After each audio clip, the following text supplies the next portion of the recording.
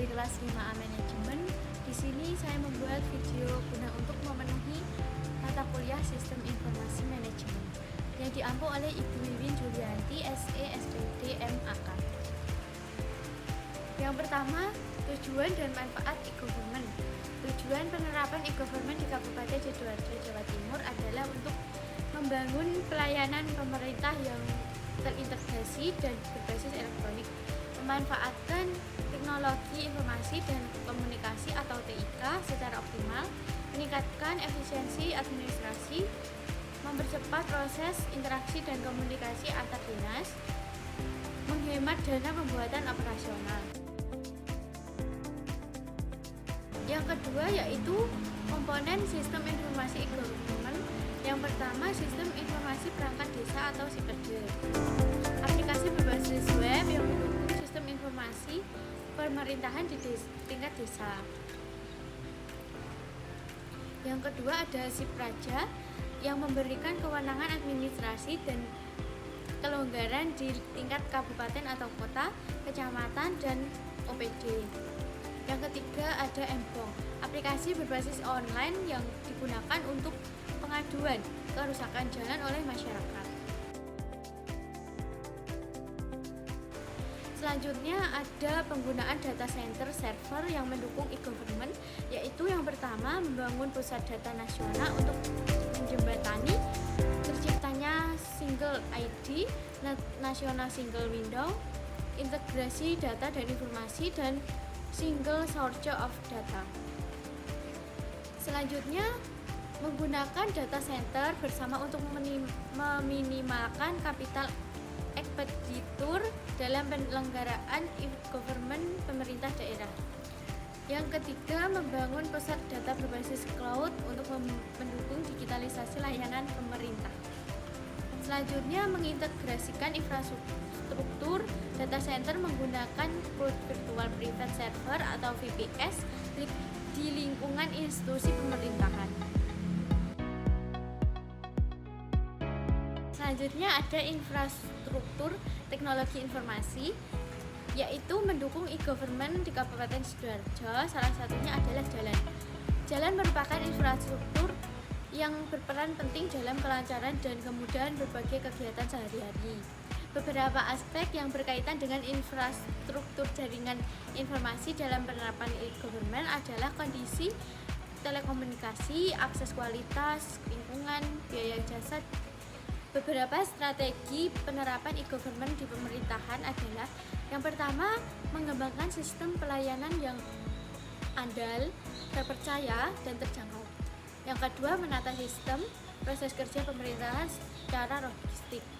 Yang ketiga, memanfaatkan teknologi informasi dan komunikasi secara optimal. Selanjutnya, ada pertanyaan, mereka bisa menjelaskan apakah infrastrukturnya memadai atau membutuhkan peningkatan? Ya, benar. Infrastruktur yang mendukung e-government di Kabupaten Sidoarjo perlu ditingkatkan. Berikut beberapa hal yang dapat dilakukan untuk meningkatkan infrastruktur e-government di Kabupaten Sidoarjo. Yang pertama, membangun infrastruktur TIK seperti ruang data center, ruang command center, jaringan fiber optik, dan penyedia bandwidth. Yang kedua, melaksanakan pembangunan jaringan FO ke 9 titik kecamatan.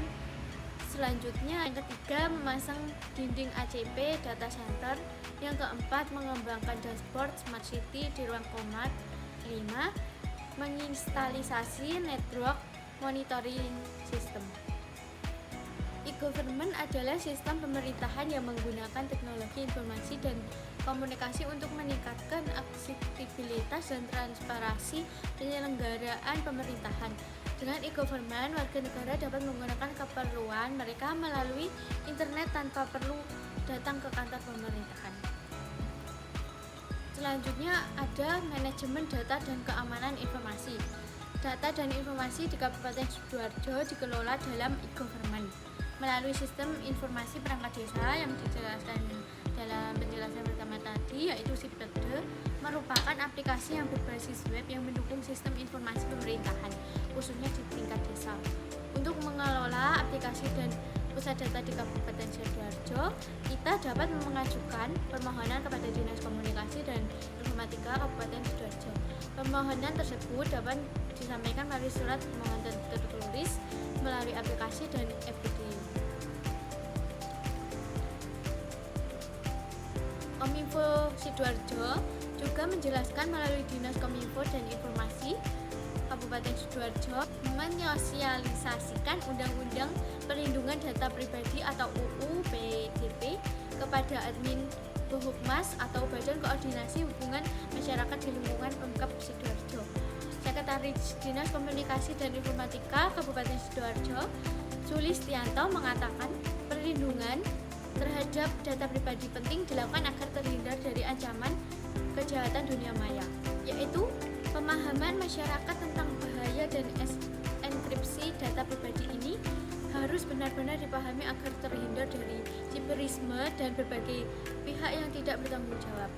Katanya saat membuka acara sosialisasi Undang-Undang Perlindungan Data Pribadi di Aula Majapahit Gedung Kabupaten Sidoarjo pada Kamis 12 Juli 2020. Melalui Undang-Undang Nomor 27 Tahun 2022 ini dapat melindungi hak privasi individu dan keamanan data, selanjutnya memberikan pengetahuan dan yang luas tentang hukum privasi dan perlindungan data. Sementara itu, analisis sistem informasi Kementerian Kominfo memaparkan pentingnya kewaspadaan masyarakat untuk benar-benar melindungi data pribadinya berbagai aplikasi yang legal. Selain pemerintah, penegak hukum dibutuhkan pola peran masyarakat untuk bisa memilah dan mencegah kerahasiaan data pribadi miliknya. Karena saat ini tingkat kejahatan di dunia maya, yaitu pelanggaran kebocoran data pribadi, menjadi topik yang utama jelasnya. Kemudian Rindi juga mengatakan kepada masyarakat yang ingin melaporkan kebocoran data pribadinya melalui email dan kontak yang bisa dihubungi. Selanjutnya ada kualitas dan aksesibilitas layanan. Kualitas pelayanan e-government di Kabupaten Sidoarjo dapat dinilai berdasarkan indikator e-government, yaitu efisiensi, kehandalan, kepercayaan, dukungan publik.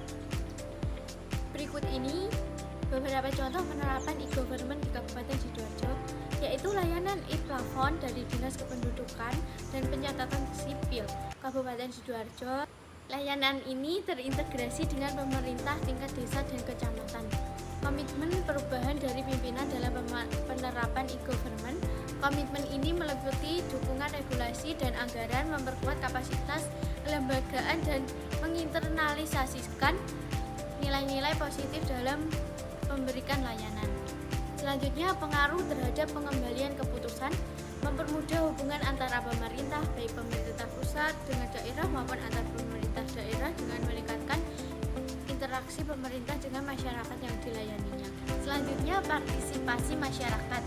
Pengembangan persiapan e-government pada aplikasi Simple pada Dinas Pemberdayaan Masyarakat dan Desa Kabupaten Sidoarjo menggunakan metode kualitatif bersifat deskriptif dengan pengumpulan data menggunakan data primer dan sekunder untuk penentu informasi.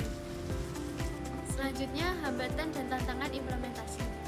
Hambatan seperti kurangnya sumber daya manusia, yaitu adanya kualifikasi khusus dan tidak memiliki kompetensi dalam bidang IT dalam pengelola website aplikasi Simple yang ada pada Dinas Pemberdayaan Masyarakat dan Desa. Kemudian sarana prasarana yang kurang memadai dikarenakan Dinas Pemberdayaan Masyarakat dan Desa tidak mempunyai aula untuk tempat sosialisasi yang mensosialisasikan mendatangi tiap kecamatan yang cukup, memakan Simple waktu, berperan penting untuk mewujudkan.